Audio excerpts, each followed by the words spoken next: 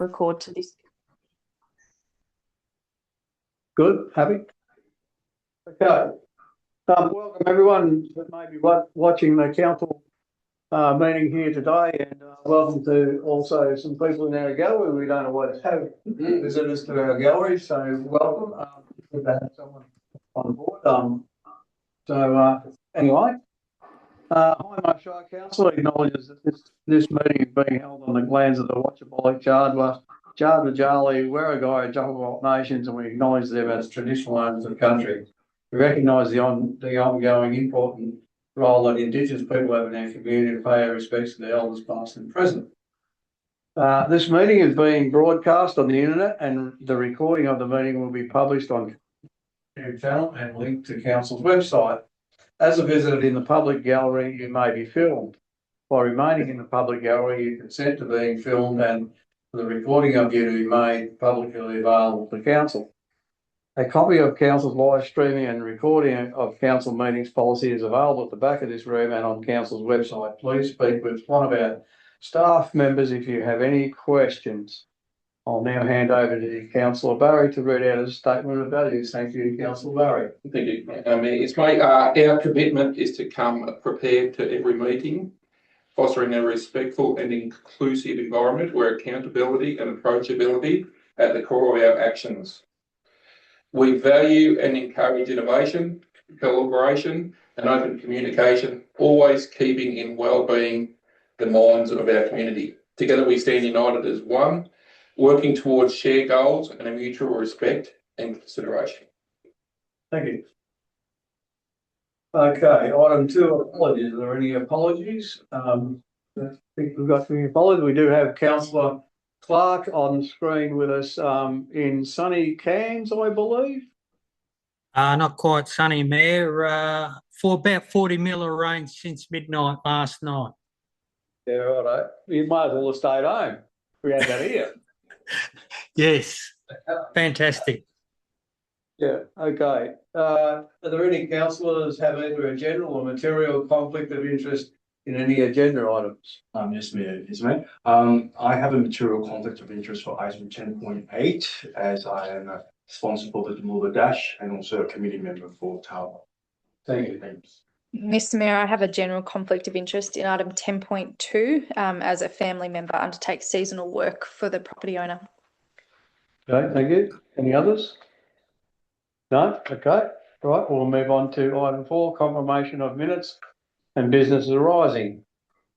To the recommendation of council, would the council like to move a motion? I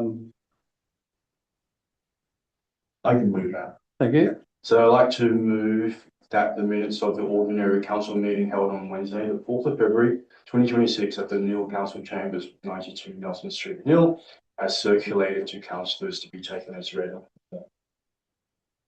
Thank you, Councillor. Do we have a second? Councillor Aiken? Is the motion opposed? Right, okay. Would the mover like to speak to the motion? No? Okay, the second one then, no? All right, if the motion is, sorry, I'm going to put the motion all in favour. Against, motion carried, thank you.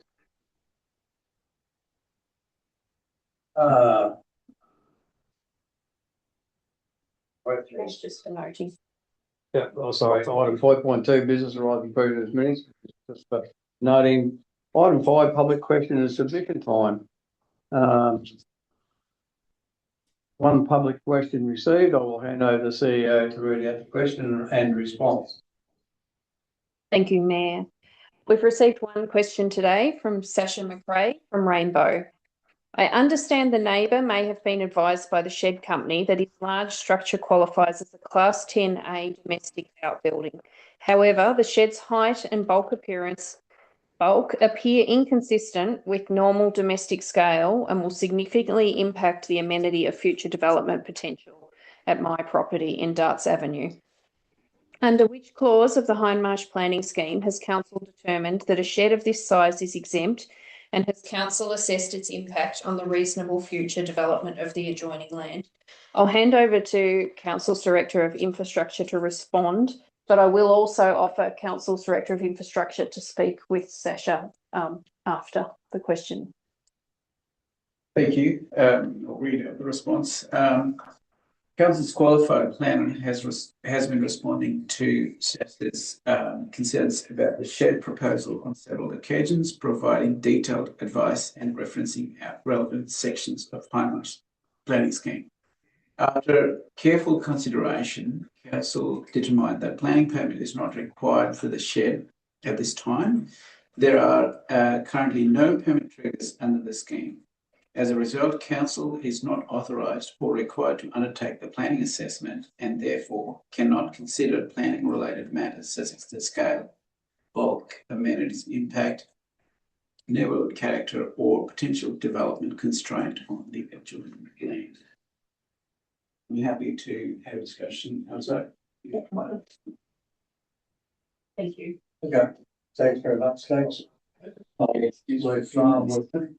You to discuss. Thank you. Bye.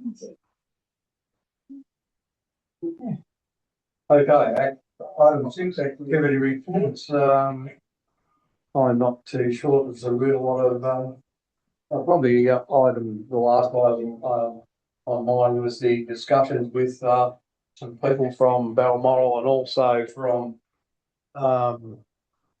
South Australia that are very interested in coming to Rainbow to do sand drags with motorbikes, which I think is already underway, and they intend to run alongside along with the track before going to be in October. So it's a little bit exciting, I suppose, for local people because it's something new, and there are no other sites in Victoria. Apparently there was one near Horsham and it's been closed down, so this is the only place that they've been able to find, and they're very impressed with what we had out there.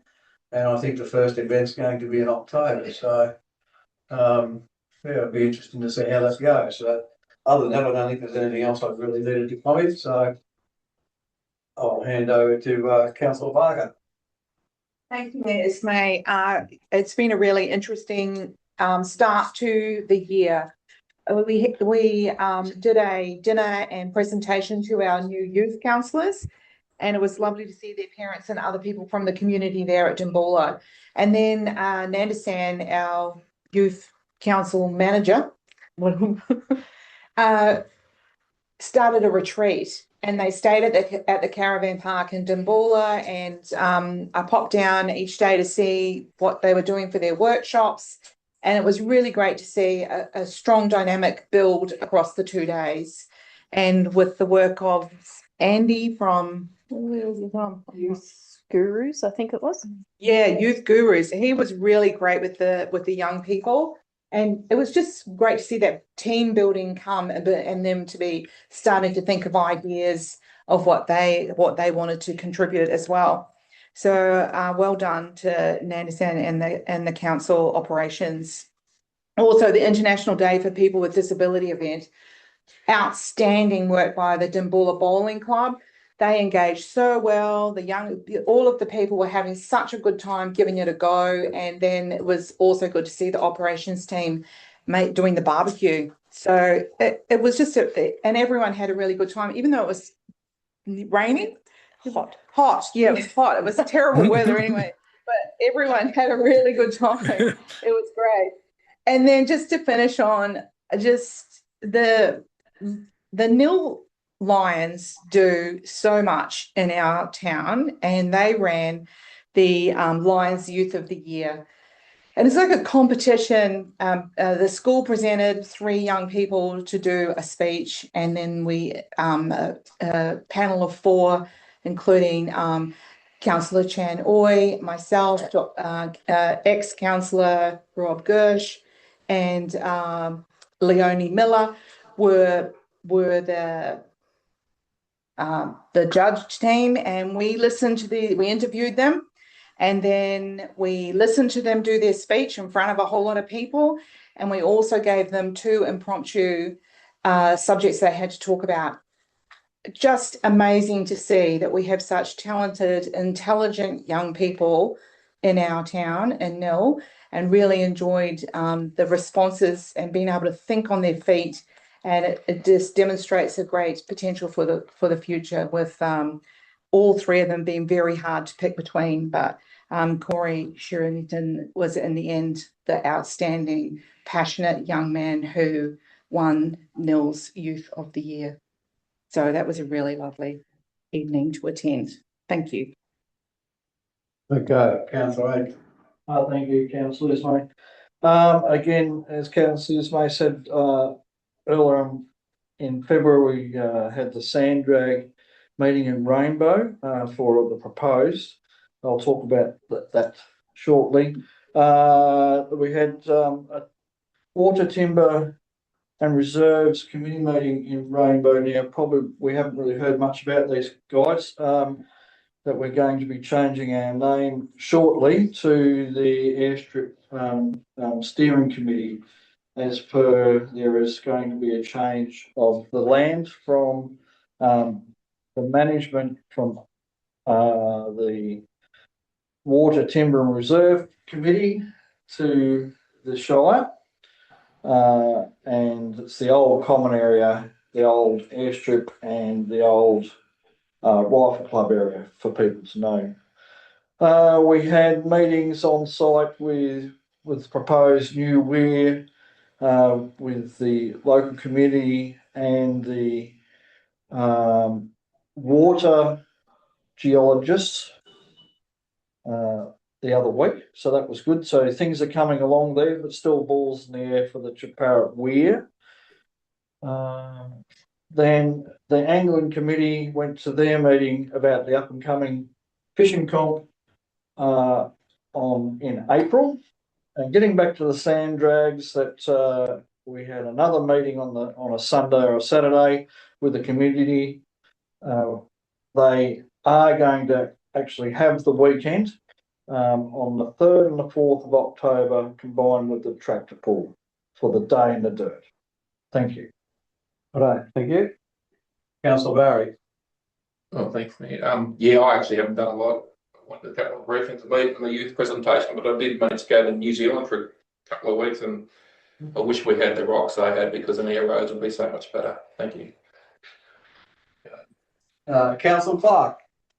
Yeah, thank you, Mayor Ismay. Yeah, look, I've jotted down a few things there. I think I've missed one or two, but I think the Chaparrot Township Advisory Committee meeting I went to, look, I just can't believe how passionate those people are there on that committee. So I just sort of certainly want to acknowledge them and the work that they do. I also attended the Rail Freight Alliance annual meeting, general meeting in Melbourne, and I think I walked away sort of really disappointed with the shape of rail freight in Victoria and Australia. Probably one of the big ones is currently they're rebuilding the Sunshine Railway Station, because they're finally actually going to do some work about the airport rail link. Part of that is rebuilding the Sunshine Rail Station area. They're going to pull out what they call two crossovers, which allow trains to go from one line to a different line. These crossovers are only used by freight, and by pulling these crossovers out, they effectively separate the east and the west of Victoria. Freight can really only be able to go into sort of Geelong or the Port of Melbourne. If a freight forwarder from Bairnsdale decided to ship a trainload of logs every day from Bairnsdale to Horsham, cannot happen once these crossovers come out. So there's certainly a lot of space, a lot of work going on in that space. So there was one good news story of a private company, private investment, setting up I suppose a container shipment area up north of Beveridge, up in north of Melbourne, and essentially it's an all-in-one where trucks bring their loads into this area in warehouses. They either take it out and stack it into containers. Containers come up from the docks to these warehouses. They all get intermingled and then put straight back on the rail, with rail being the primary transport mode out of there, and that's the intention. and that is just really really hitting the strats there out there with them. I mean, they're talking 1.5 million containers a day they can move out of there. They're probably already doing 300,000. So they are just really a fantastic news story for rail freight. So other than that, trying to get the government to invest in rail freight, upgrading, etc.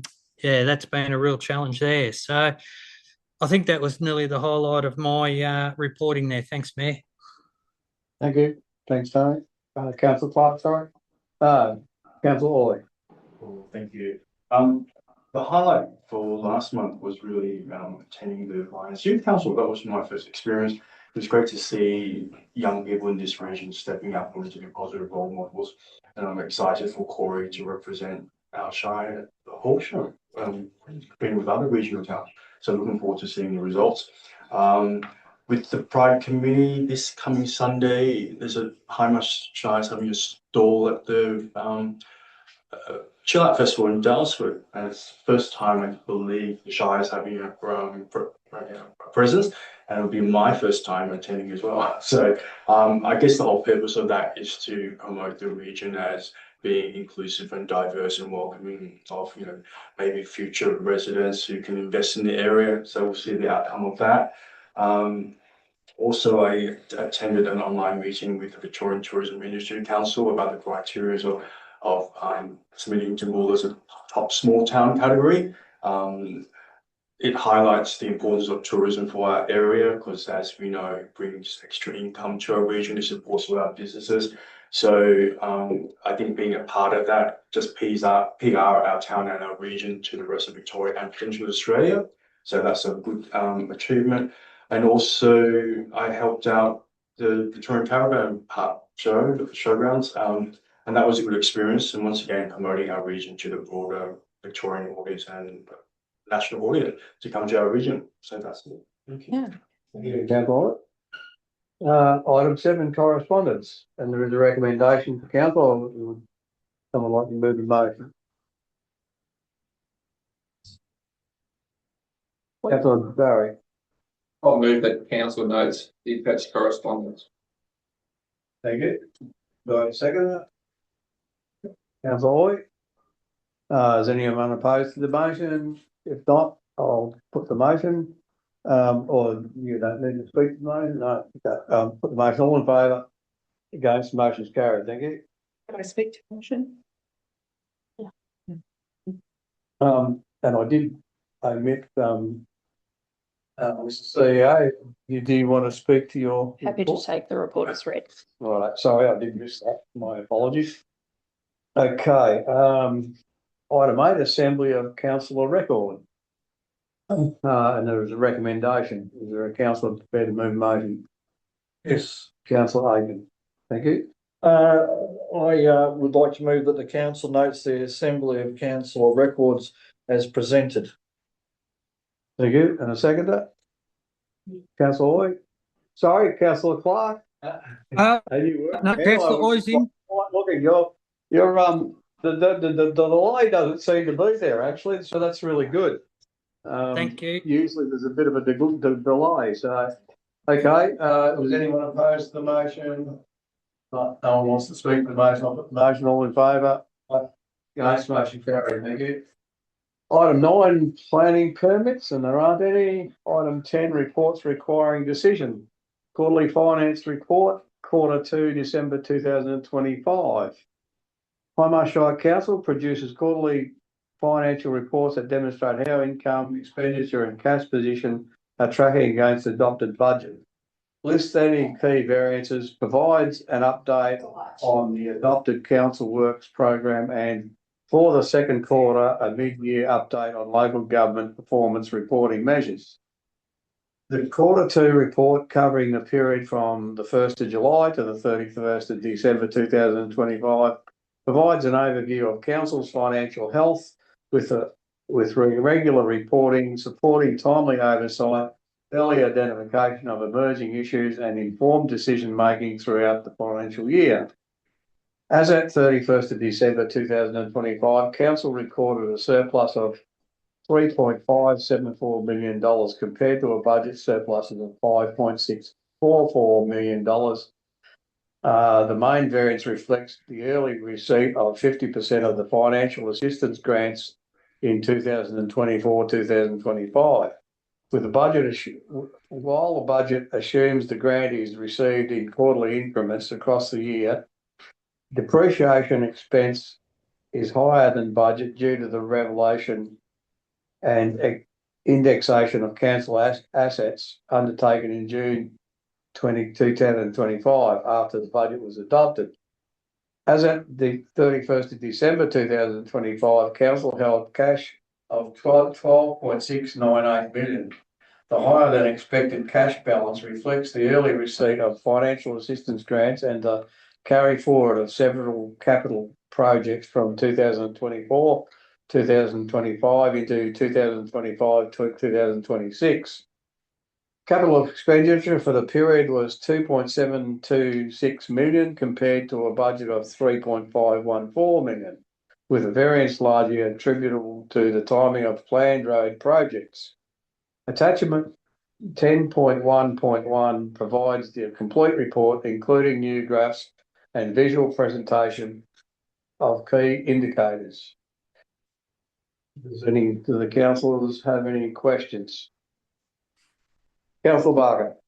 Thank you, Mayor Ismay. I would like to ask our Director of Infrastructure, Mr. Opendale, that what were the road project reallocations and why those particular roads? So there was an anomaly in the report that we had. And that's why we fixed it through this report. So the anomaly in terms of just the name. Property extension, property just the mix up. Thank you. We also have a further question, and this question is to our CEO, Ms. Ravel. I note that in the correspondence you did send a letter to the council, to House of Reps committee for their inquiry into local government funding and fiscal sustainability. And I know that you are across our budgets and finances, and I'm curious as to how you see us shaping up with this, actuals to budget for this year, and maybe you may like to comment into the future. Yes. So when we set our budget, we set it very cautiously and make sure that what is in our budget is what we can actually afford and what we can deliver. And it is important, though, to note that our rate increase, so under the rate cap, is not keeping up with our cost escalations. What we're seeing is that those fixed costs, like insurance, utilities, fuel, so they're saying fuel could go up to $3 a litre, they are going to have a significant impact on council going forward. So we are looking at everything. We're looking for efficiencies. As you mentioned, we did submit a submission to the federal government's inquiry into local government sustainability.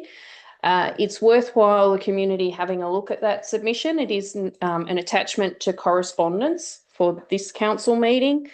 It shows quite clearly the inequities between a rural council and a metro council. So what we are dealing with, the value of our assets per head of population, the expenses per head of population are significantly higher for a rural council because we don't have the economy of scale out here that they have in the city. Also flagged in there is a comparison between grants as well. It's quite interesting to see the amount of grant income that some of those metro city councils receive, noting that they can increase revenue through parking meters and other avenues. We don't have those avenues out here, so we are highly reliant on grant funding.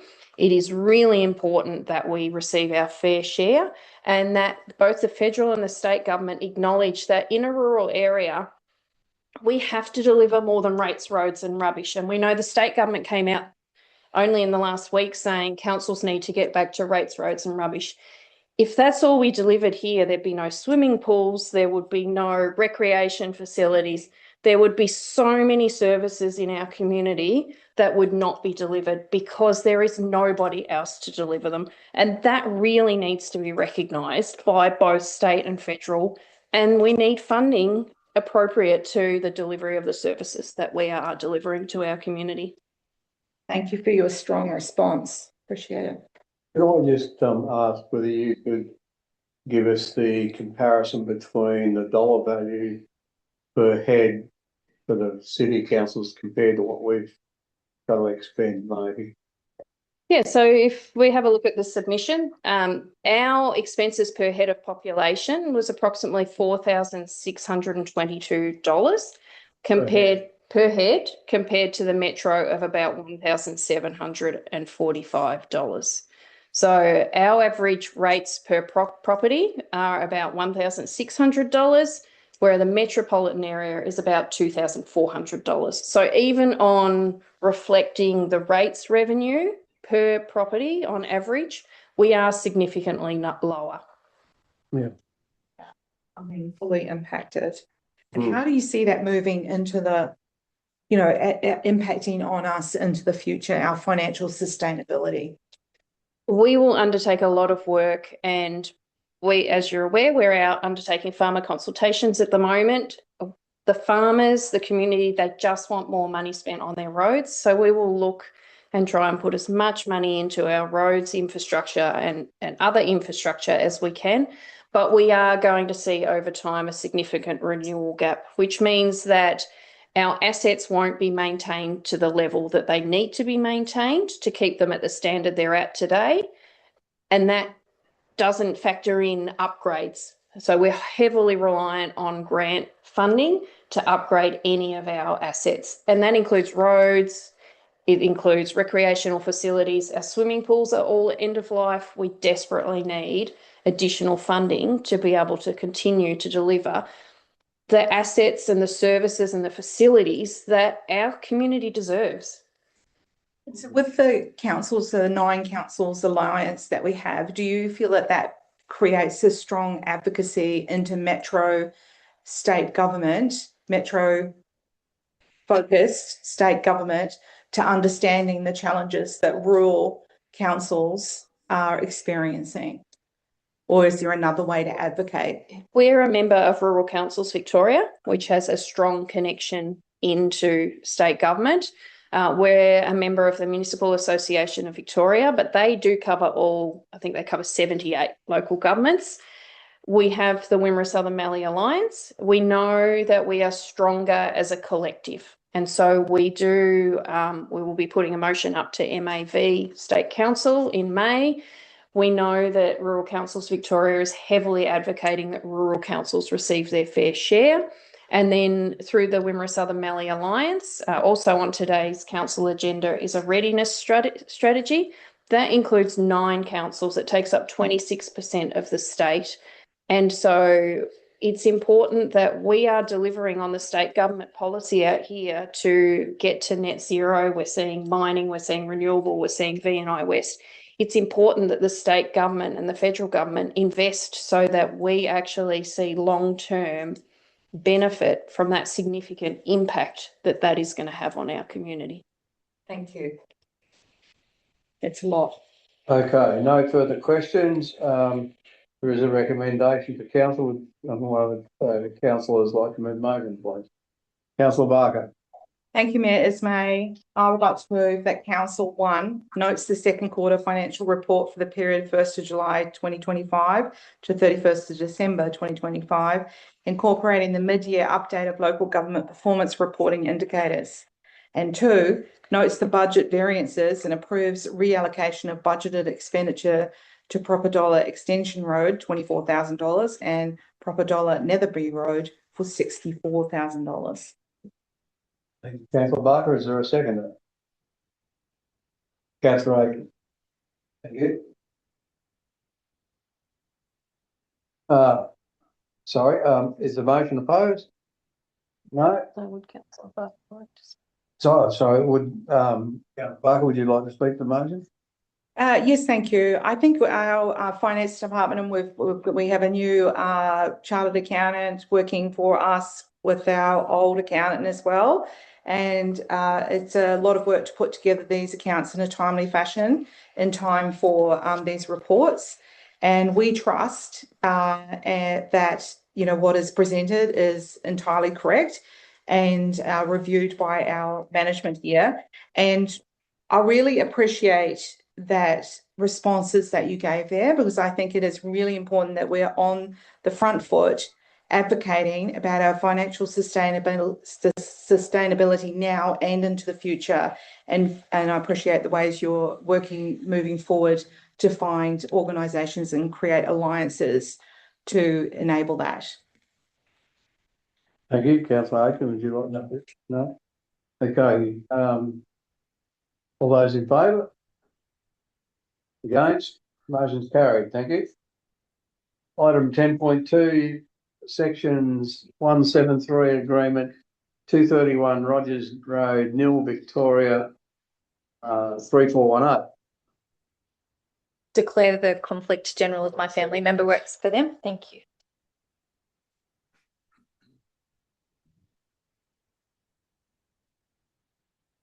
This report recommends that council authorises the Chief Executive Officer to sign the attached section 173 agreement under the common seal of Hindmarsh Shire Council. The section 173 agreement is proposed in accordance with the condition 5 of the approved planning permit PA 1890-2025 for the subject land 231 Rogers Road, Nil, Victoria 3418. The purpose of this section 173 agreement is to ensure that the future owner of Lot 2 acknowledges and accepts the potential for nuisance from the adjoining agricultural operations. Anyone have any of our council have a question? I'd like a question. So you've already approved the subdivision, have you, or? Yes. So this is only to add? Our governance rules are clear that in the use of a common seal, that a council resolution is required. So this is signing under seal the conditions of this planning permit. So that didn't need to come to council, the first bit? The planning permit didn't. Only planning permit. Yeah, so planning permit didn't need to come to council because there was no objection to it. Mhm. So what this is we want to put the condition into the title that the house is next to the farm, and the condition is that the current owner or the future owner should acknowledge that they're buying the property or they're living in the property next to the farm, and they should understand that there can be dust or the agricultural machinery, pumps, and some of the drips as well from the spray. So 10 years ago, this wouldn't have been allowed, but subdivide a little bit of land off a farm.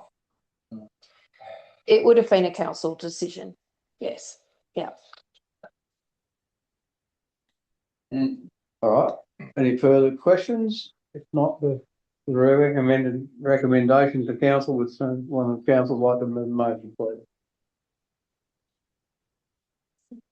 Yes, Lloyd. Yep. Thank you. I'd like to move the motion that council authorises the use of the common seal in compliance with the Hindmarsh Shire Council governance local laws in the execution of the section 173 agreement by the Chief Executive Officer for 231 Rogers Road, Nil, 3418, Crown Allotment 28, Parish of Haringini, in accordance with condition 5 on approval planning permit PA 189-02025. Thank you, councillor. Is there councillor Varga? Okay. Sorry, councillor Clark. Sorry. Oh, thank you, You're Mayor. seconding No, the motion, I take? I am seconding the Yep, motion thank if you. you wish. Yes, absolutely wonderful. Thank you. Is the motion opposed? No. Councillor, would you like to speak to the motion? No. Councillor Clark?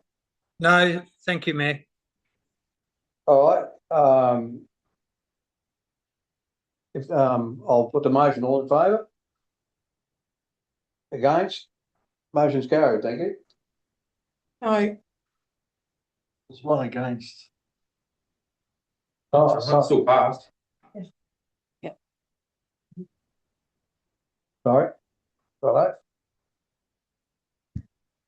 Item 10.3, resource readiness strategy. This report seeks council's endorsement of the resource readiness Northwest Victoria Energy and Mining Impact and Readiness Strategy. The Resource Ready Northwestern Victoria Energy and Mining Impact and Readiness Strategy provides an independent analysis of the potential impacts of our region from the capital expenditure estimated at $27.7 billion in planned transmission, renewable energy and mining projects across 9 northwestern Victorian councils. The strategy identifies the potential scale of renewable energy infrastructure and mining projects across the study area and identifies a significant workforce demands, including at least 9,000 construction jobs, over 2,300 ongoing operational roles, alongside critical challenges such as severe housing shortages, labour market constraints, infrastructure pressure, and potential impacts on the region's agricultural sector. The strategy outlines actions under 8 key themes to prepare the region, maximise community benefits, and reduce negative impacts if major projects are approved by the state and federal governments. Council endorsement of the strategy would not constitute support for or opposition to any specific project. Rather, endorsement reflects Council's commitment to fulfilling its statutory obligations under the Local Government Act 2020 to plan strategically for the community's economic, social and environmental sustainability. Is there anyone with any questions? Yeah, Councillor Hoy. yeah, maybe for CEO Monica Rebel. How big is the opportunity for this research? Yes, so there is clear opportunities for us in the renewable mining and transmission projects. So we will have not direct impact necessarily. If you read the strategies, you'll see that there's no proposed mining in Hindmarsh. But what we will see is indirect impacts. So we know that trucks will be using our road and that there will be requirement for housing. So the location from one of the mine sites is the same distance to Dimboola as it is to Horsham. So not everyone wants to live in Horsham. There will be impacts. So it's important that we as a collective of the 9 councils, it's 26% of the state, that we are out there advocating for our fair share and that we make sure that we see upgraded roads, we see opportunities to expand our housing. There'll be skill development jobs, which will bring extra people into our community as well. So it's really important that we do see our fair share of the economic and social benefits that is going to come into our region. And following on from the budget section that we had before with the challenges of not having enough money, what do you think are the funding pathways for these projects down the track? Yes, so the strategy identifies a staged approach, and there are also some further plans that need to be developed. We would be seeking state and federal government funding to fund the additional plans that are required, but to also fund those necessary road upgrades and to fund worker housing and trunk infrastructure to enable us to increase our housing stock as well. So as a collective of the 9 councils, so that's Bullock, Gannawarra, Hindmarsh, Horsham, Loddon, Northern Grampians, Swan Hill, West Wimmera and Yarriambiack, we are going to see significant impact across this area. So it's important that we also do see significant input in funds coming back in from the state and federal government. Have we got potential land to build more homes in our shire? Good question. Good question. Yeah. There's infill blocks there, and our planning scheme will identify potential growth areas. That's good. Thank you. Thank you, Councillor. Councillor Wade. Yes, thank you, councillors. Mate, again to Ms. Revel, just a query, or you don't need to give me a comment, but just we have mining already in our area in the Hindmarsh Shire, and some of the biggest mines over the whole area of our other neighbouring councils. Shouldn't we already be putting our hand up with some government funding for fixing roads now? We continually put our hand up for additional funding for roads at any opportunity we have. The Rural Council Victoria platform into the state election includes significant increase in road funding. We put the submission into the federal government inquiry, again, increase in funding to enable us to have additional road funding. We apply for grants to upgrade our roads at every opportunity that we have as well. Thank you. Okay, are there any further questions from anywhere? If not, there is a recommendation here to Councillor Barker. Thank you, Mayor Esme. I would like to move that Council 1 endorses the Resource Ready Northwestern Victoria Energy and Mining Impact and Readiness Strategy, and 2, commits to working with key stakeholders to implement the strategy's recommended actions in partnership with other study area councils, state government and stakeholders. 3, authorises the Chief Executive Officer to advocate to state and federal government, where appropriate, for funding to implement priority actions identified in the strategy.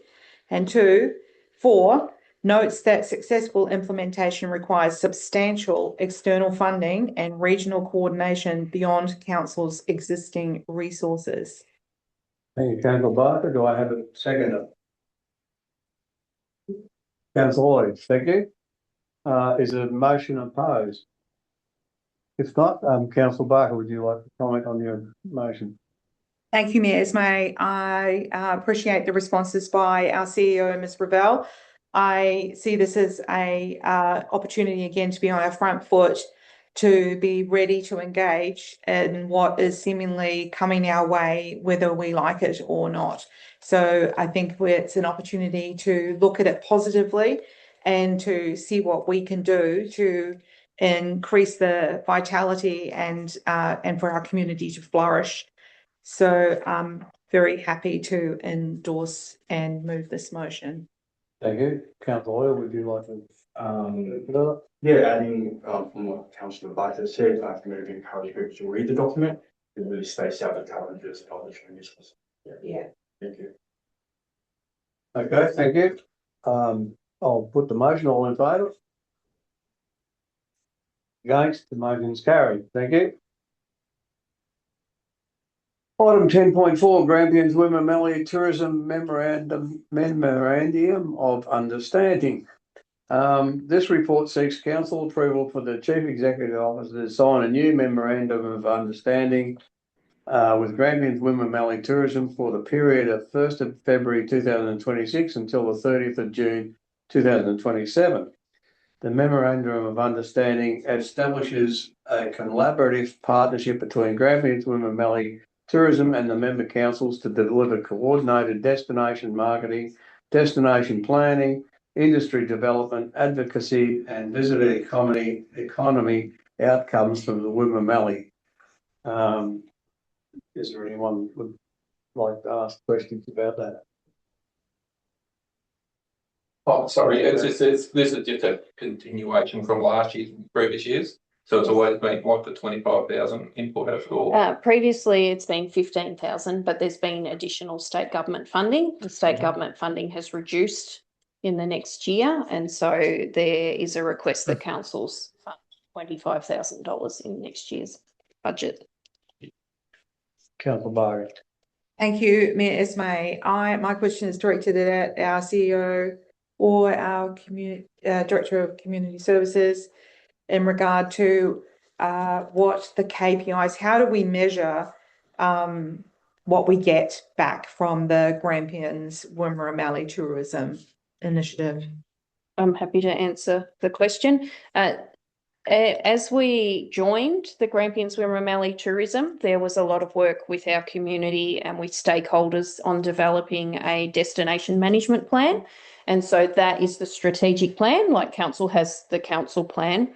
There is a destination management plan that has been developed, and that sets out a range of strategies and initiatives that need to be developed.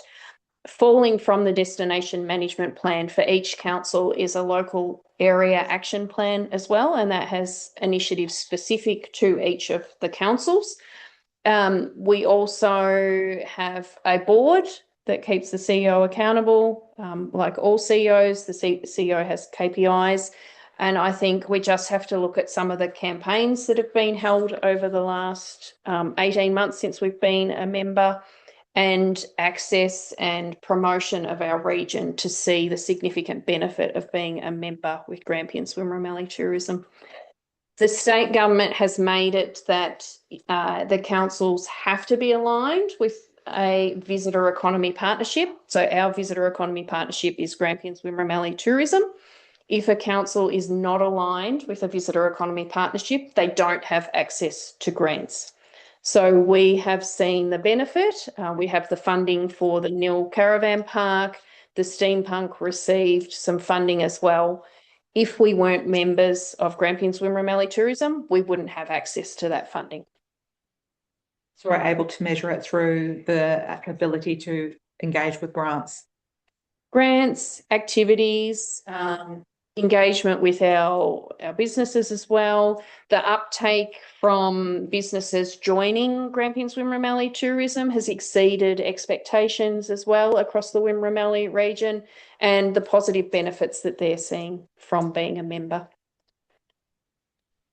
You bring up a point there about our community members who are interested in tourism, that they're able to join the Grampian Swim Mallee Tourism. Do we have anywhere about how people are able to do that? Is that on our website? Is that do our economic development team put that out there to those potential operators? So Grampian Swim Mallee Tourism has a manager for the Grampian Swim Mallee region. And when we first joined, Ian, along with our staff, went and visited all the businesses. They developed a prospectus that talks about the levels of membership. So for the Wimmera Mallee, there's 2 different levels of membership and the benefits of being a member. If there is somebody in our community that is interested, they can call in and speak to Jeff or Mark in our economic development and tourism team here at council, and they would be happy to talk to Ian and facilitate a discussion. Nice, thank you. Okay. Councillor Baker, you going? No. No, I was just excited to hear all about what's going on, because after just coming back from Adelaide. Yeah, and if I may comment, we did have our own Wimmera Mallee Tourism Committee that took in our 4 shires, and that basically got wound up for the fact that if we didn't join the Grampians Tourism board, that we would be out in the cold as far as funding goes. We really didn't have an option. So this is, whether we like it or we don't like it, this is the only option we had to move forward to be able to get funding from the government. Yeah, anyway, and we don't pay, the same amount that some of the other areas do. So, but we don't get the same benefit either. Oh. And as going on for council is made, also for non-profit organisation, it is free to advertise through this. The Australian Tourism Data Warehouse. Yes. Which then links to our the Grampian Swim Mallee Tourism, which is fantastic. Yeah. Yeah, no. And Mark Sleeman does a good job. He's very passionate and yeah, okay. Right, there is a recommendation to the council with some Councillor Barker. Thank you, Mayor Ismay. I would like to move that Council 1 authorises the Chief Executive Officer to sign the Grampian Wimmera Mallee Tourism and Wimmera Mallee Local Government Areas Memorandum of Understanding for the period 1st of February 2026 to 30th of June 2027, and 2, refers the $25,000 excluding GST contribution to the 2026-2027 annual budget. Thank you, Councillor Barker. Do I have a seconder? Councillor Oy. Sorry, Councillor Parker. No, Councillor Oy wins. Yeah, yeah. Is there any opposition to the motion? If not, Councillor Barker, would you like to speak to the motion? Yes, thank you, Mayor Ismay. I like the point that you brought up in regard to the changes that have happened across tourism since you've been involved with local government and the reasoning for having involvement with this organisation and what it can mean for us as a a smaller rural council which has not significant tourism destinations like the ocean, Great Ocean Road or something. So it's hard to advertise this, and to have experts involved is a great strategy, and also that it enables us to apply for appropriate grants from government is a bonus as well. And you couldn't employ somebody for $25,000, excluding GST. Okay, thank you. Councillor Euler, would you like to? Yes, I've seen the positive change that this organisation has brought to the region. On the ground, I see the difference, and also it's enabling our region to be elevated to the traditional regions of, the Yarra Valleys or the Golden Fields, where we stand alone now, and this enables us to stand out. And that's just the beginning. So I'm excited by it. Thank you. Okay, thank you. I'll put the motion. All in favour? Against? The motion's carried. Thank you. Okay, 10.5 S6, Instrument of Delegation. The Local Government Act 2020 allows councils to delegate their powers by resolution to ensure that the many decisions required to be made by councils are done so in an efficient way.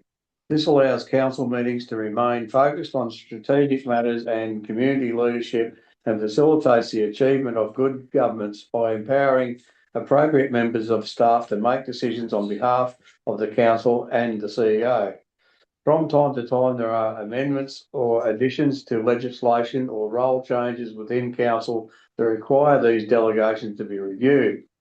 The report presents an updated S6 delegation from council to council staff and seeks appointment of council officers as authorised officers or delegated officers through the adoption of this instrument of delegation. The S6 delegates certain powers directly from council to council staff due to the legislation referred to containing specific powers of delegation. Do any of the councils have any questions? Councillor Barker. Thank you, Mayor Ismay. My question is directed to Ms. Prout, our Director of Community Services. I was wondering if you could explain to myself, or perhaps council and public, what a delegation is. Absolutely, through you, Mr. Mayor. So in Victoria, there's lots of pieces of legislation and acts that have specific powers in it. So it might be to make a decision relating to a planning permit, to put up a road sign, to register a kitchen as an environmental health officer. And some of those powers are given directly to council. So you as an elected group of councillors, which would mean that every time a decision had to be made in relation to that power, it would need to come to a council meeting. So the purpose of a delegation is that as a group of councillors and council, you can delegate to council staff the ability to make that decision. And then so if that decision were to come up operationally, we can make it straight away because you've given us the authority to do so. So we would then be trusting in the fact that who we're delegating it to is an expert in that area. So if it was in regard to permits, then they would have qualifications in town planning or whatever, that type of thing. So we're looking at people that have the expertise that we don't actually. Yes. So to answer that, some things are administrative. So it might be receiving a payment, doesn't require expertise, but we have an administrative staff member that can do it. And then for planning decisions or environmental health decisions, the legislation might say that it can only be delegated to someone with a suitable qualification. But otherwise, Monica Ram and myself review this document and ensure that any staff member that we're recommending council delegates that authority to has the skills and qualifications to make that decision. Thank you. Any further questions, Councillor Clark? Yes, Mayor, I'd just like to ask in relation to this, essentially it's its basic design, back in basic form, is very simple of being able to get a decision out of council in a very expedient manner. Is that how I read this, by giving this delegation as required? Happy to answer that. Yes, that's correct. But it's probably worth noting in response to that question that there are several powers and decisions that are retained by council. So things that are really important to the community, things that by legislation have to be made by council, those decisions will come and be made in a public forum. Thank you. Okay, we have a recommendation. Council, is someone prepared to move the motion? Councillor Clark. Thank you, Mayor. Look, I move the motion that council, in exercising the powers conferred by the legislation referred to in the attached S6 instrument of delegation from council to council staff, resolves that 1, there be delegated to the members of council staff holding, acting in or performing the duties of the office or position referred to in the attached instrument of delegation to council staff, the duties, powers and functions set out in the instrument and subject to the conditions and limitations specified in that instrument. And 2, the duties and functions set out in the instrument must be performed and the powers set out in the instrument must be executed in accordance with any guidelines or policies of council that it may from time to time adopt.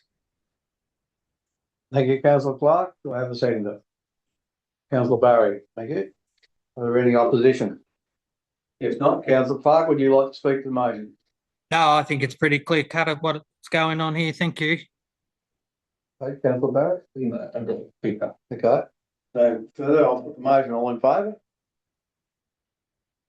Against, the motion is carried. Thank you. Item 10.6, Community Asset Committees.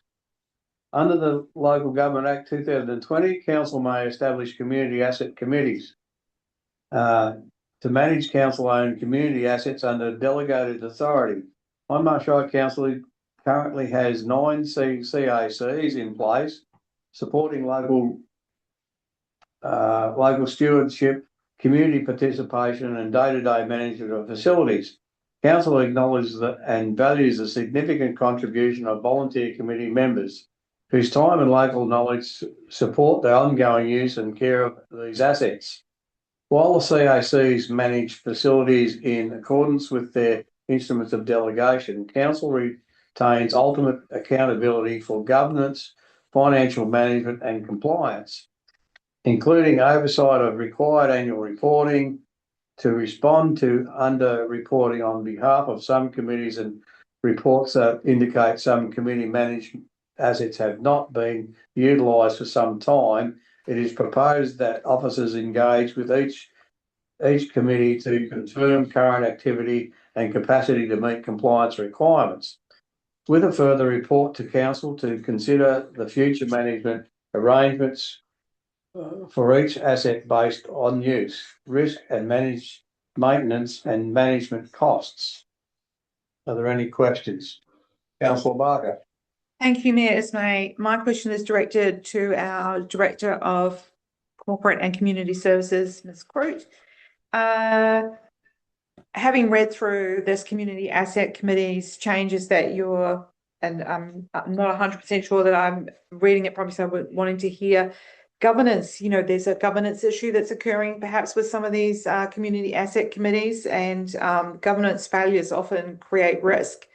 So is council shutting down these committees, or what is the actual outcome that we're looking for with this change? Happy to answer that. We've been working with these committees for several years. You'll see in the table that some have been compliant and some haven't. Some we've been trying to get contacts for. So this is part of an ongoing process. The purpose of this report is to be transparent about the process from the outset, that we will be presenting a report to council to potentially make a decision to dissolve some of those committees and look at the way that asset is being used. And this is just the first public step in that process to say these are really important assets. We can see that some of them are being run and managed really effectively. Reporting and compliance is being done really well, but then there's others that we know that aren't being used, that we're struggling to even find out who the members of the committee are, and we need to get a handle on that and allow council to make a decision. Right, so you were saying that some committees are not complying with any type of governance, which is creating a problem for us as councillors in regard to those assets not complying with the governance that's required. Yes. Yeah. Okay.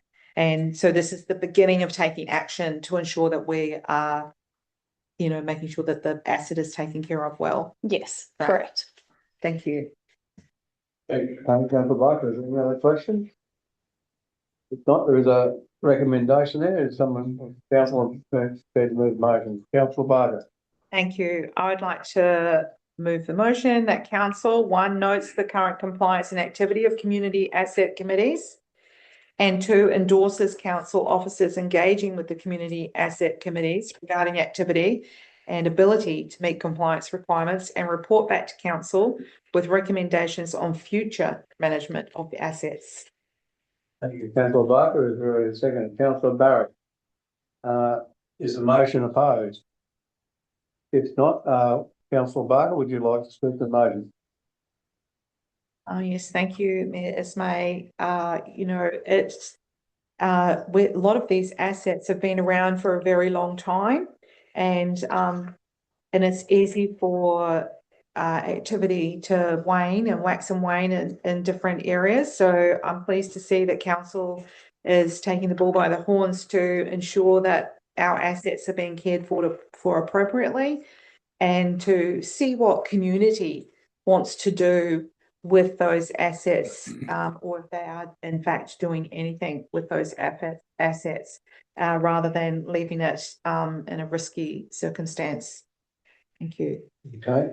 Councillor Barrett, would you like to? No, like all assets, if we're not going to use them, look after them properly, something needs to happen. Absolutely.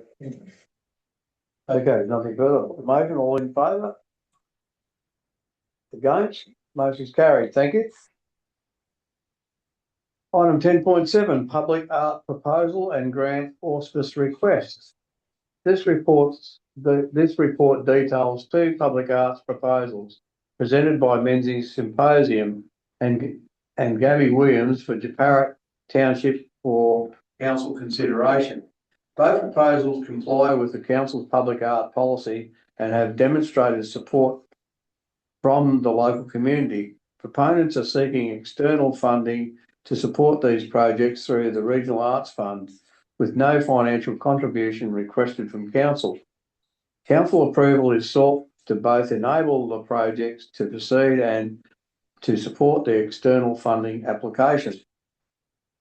Do any of the council have any? Councillor Barker. Thank you, Mayor Ismay. I do have a question in regard to this great art and recognition of Menzies in Jeparat. I am wondering at what we could be looking at as financial input in regard to this public art proposal, and if there is any at all financial input. I put that question to our CEO, Ms. Monica Rivell. Yeah. So the two community groups that have written to council asking for support have indicated that they will provide the necessary contribution required. There will be a small amount of work from council officers just in relation to making sure that the proposed art meets the criteria of our public art policy, and so the design needs to be approved prior to going any further. The Menzies Symposium has asked that council auspice the grant, and so they will prepare the application, and just council will submit it on their behalf, and then council will receive the funds and acquit the funds. So no cash contribution from council, but a small amount of in-kind with both of the applications. And we will be approving the artwork as council. The Director of Infrastructure Services will be approving, but yes, it will need approval, but prior to being undertaken. thank you. Are there any other questions? No? Okay. There is a recommendation of council. Council would like to move the motion. Councillor Barker. Mayor Ismay, I would move that Council 1 approves the public art proposal submitted by the Menzies Symposium. 2, approves the public art proposal submitted by Gabby Williams. And 3, authorises the Chief Executive Officer to provide letters of support to both proponents. And 4, approves grant auspice arrangements for Menzies Symposium's funding application under the Regional Arts Fund. Thank you, councillor Barker. Do I have a second? Councillor Hoy. Is the motion opposed? If not, would you like to speak to the motion, councillor Barker? Thank you, Mayor Ismay. I was impressed by the number of people that had advocated in writing, including Anne Webster and Emma Keeley, federal and state members who are, obviously nationals, as was Mr. Menzies. And I think it's great to honour past people who have put their, so much dedication into public life and community. So, yeah, I think it's a great idea, and we'll see where Japarrit is able to take it, the Menzies Symposium. Thank you. Thank you. Councillor Hoy, would you like that? Just that it's a great community initiative. And I'm wishing for yes. Thank you. Thank you. So, nothing further. I'll put the motion. All in favour? Against, the motion is carried. Thank you. 10.8 Regional Community Events Grants 2025-2026 round 2. Oh, sorry, Councillor Hoy, I forgot about that bit. Okay, this report seeks council approval to provide funding through the round 2 of the 2025-2026 Regional Community Events Grants Program to eligible organisations and groups. The aim of this funding is to support community events which celebrate culture, heritage and community well-being, boost the economy and increase visitation to Hindmarsh Shire. Total annual funding of $30,000 has been allocated by council, with grant recipients able to apply for funding of up to $7,500 made up of cash and in-kind determined by council for the event if they meet the eligibility and selection criteria. 2 applicants received $4,000 each, total of $8,000 in round 1. The remaining $22,000 was made available in round 2 of the event program, with applications closing on Friday the 13th of February 2026. The events grant program was promoted through council's website, Facebook page and through local media. Grants are recommended to be awarded to the following applicants. A grant of $2,000 to Marathon Adventures for the Dimboola Dash 2026. A grant of $4,000 to Tower Park Dimboola for the Dimboola Funds Fest series, and a grant of $1,000 to Warrack Hall for the centenary celebrations. Councils have any questions? Councillor Barker. Thank you, Mayor Ismay. I do have a question because I noticed that, and this question is directed to our Director of Corporate and Community Services, Ms. Croot, in regard to that I noticed that Menzies Symposium, their event Menzies on Tour, sought $7,500 but were denied. So I was wondering if there was any explanation or understanding in regard to that. Thank you. Happy to answer that. So this is an officer recommendation. Ultimately, it's council's decision. But when we were reviewing the application, the view was that it was a fantastic project, but primarily centred around being an art installation. And so for the purposes of looking at the regional events guidelines and whether this is an event as opposed to a community project, that's what it ultimately came down to in terms of the officer recommendation. But what we would be looking at doing if our team haven't already done would be having a conversation with them about community action grants, which are just opened, or another external grant that could be used for an art installation of this kind. Thank you. Any further questions? If not, there is a motion, a recommendation here. Would someone be prepared to move the motion? Sure. Councillor Barker. Thank you, Mayor Ismay. I'd like to move that Council 1 awards the following funding allocations through round 2 of the Regional Community Events Grants Program. A, Marathon Adventures, $2,000, $1,500 cash and $500 in kind to support the Dimboola Dash in 2026. And B, the Tower Park Dimboola, $4,000, $3,000 cash and $1,000 in kind to support the Dimboola Fun Fest event series in 2026. And C, the Warrack Hall for the Warrack Hall Centenary Celebration, $1,000, $750 cash and $250 in kind, subject to final documentation being provided and approved by officers. And 2, authorises council officers to allocate any unused in-kind contributions as a further cash component to each recipient on confirmation of final budget and awarding of all relevant council permits relating to the event. Thank you, Councillor Barker. Do I have a seconder? Councillor Barry.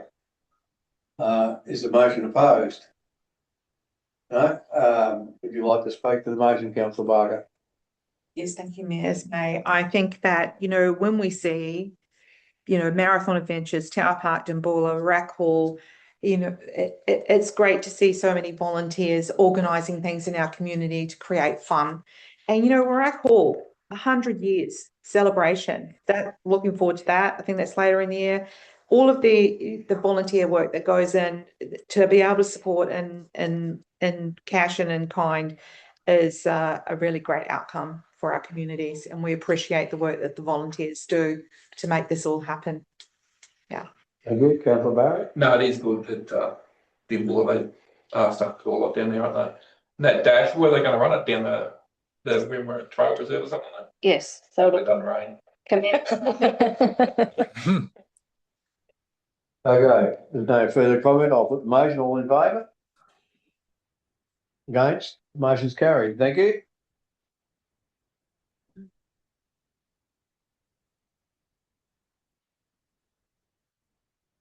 Item 11, 11.1 advisory committees.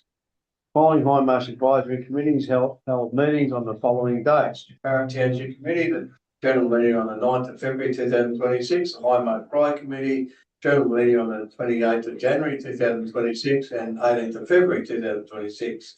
A copy of the minutes of each of the meetings held are included as attachments for the information of council.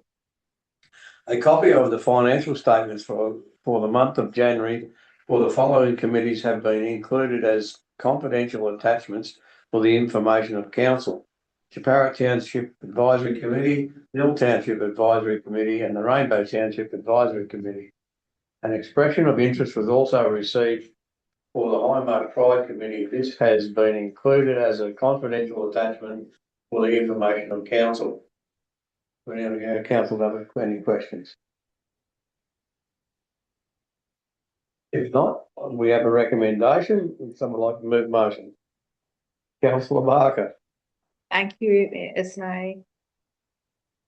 I move that Council 1 notes the minutes of the following advisory committees. A, Chaparra Township meeting held on the 9th of February 2026, and B, Hindmarsh Pride meetings held on 28th of January and 18th of February 2026.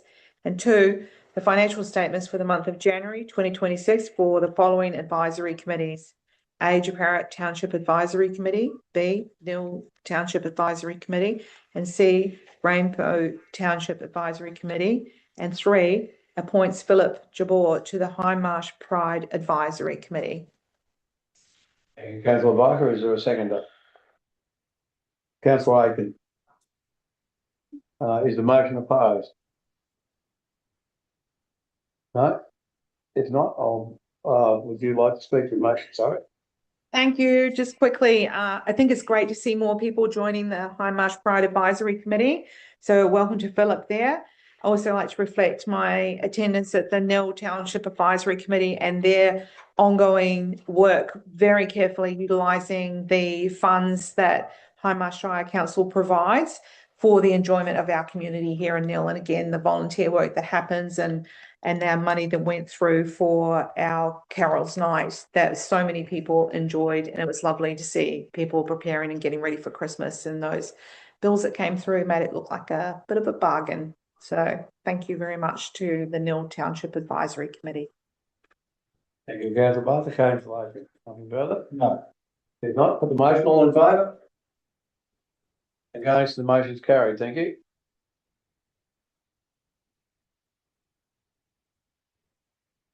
Item 11.2, community asset committees, and there are no community asset committee businesses presented. No related reports. Notices of motion. This is a motion. Other business. And seeing you went the other way earlier, I'll start with councillor Clark. Are you any other business for council that you would like to raise, councillor Clark? Negative at this stage. Thanks, Mr. Mayor. All right, thank you. Councillor Hawley? No, I think. Councillor Barry? No, thank you. Councillor Barker? No, thank you. And last but not least, except for me, but I don't have any, councillor Aiken. No, thank you. Oh, no, well, that was around, wasn't it? Okay, item 15, council confidential reports, and there aren't any late confidential reports, or there aren't any. And item 17 is meeting closing. And before I speak to anyone else, councillor Clark, thank you so much for tuning in and being part of the council meeting all the way from unsunny Cairns. And I hope it doesn't rain for the rest of the time you were there. Like I said earlier, you might as well stay home. I'm sure it's better weather up there though. Anyway, thank you for participating. No worries. Thank you, Mayor. Thank you. That concludes our council meeting today. Thank you all for all those who have tuned into our live stream today. We will see you at the next meeting, council meeting scheduled on the Wednesday, the 1st of April. Thank you very much, and thank you, councillors, for your attendance this afternoon and our wonderful staff. Thank you.